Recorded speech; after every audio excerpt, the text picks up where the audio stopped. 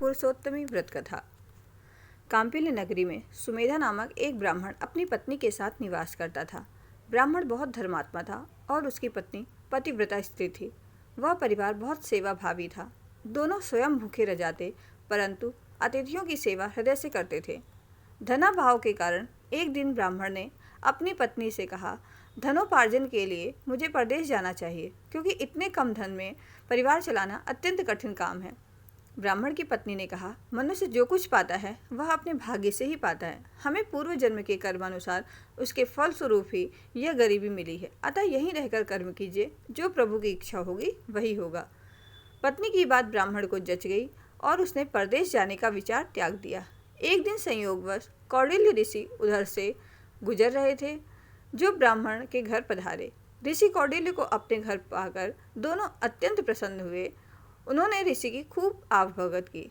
उनका सेवा भाव देखकर ऋषि काफ़ी खुश हुए और पति पत्नी द्वारा गरीबी दूर करने का प्रश्न पूछने पर ऋषि ने उन्हें मलमास की कृष्ण पक्ष में आने वाली पुरुषोत्तमी एकादशी करने की प्रेरणा दी।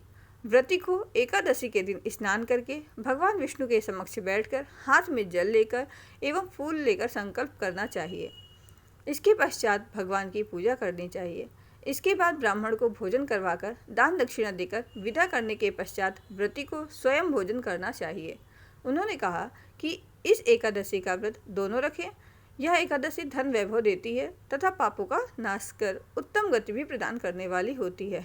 धनाधिपति कुबेर ने भी इस एकादशी व्रत का पालन किया था, जिससे प्रसन्न होकर भगवान भोलेनाथ ने उन्हें धनाध्यक्ष का पद प्रदान किया। ऋषि की बात सुनकर दोनों आनंदित हो उठे और समय आने पर सुमेधा और उनकी पत्नी ने विधिपूर्वक इस एकादशी का व्रत रखा, जिससे उनकी गरीबी दूर हो गई और पृथ्वी पर काफ़ी वर्षों तक सुख भोगने के पश्चात वे पति पत्नी श्री विष्णु के उत्तम लोक को प्रस्थान कर गए। अतः हे नारद, जो कोई मनुष्य विधिपूर्वक इस व्रत को करेगा, भगवान विष्णु निश्चित ही उसका कल्याण करते हैं।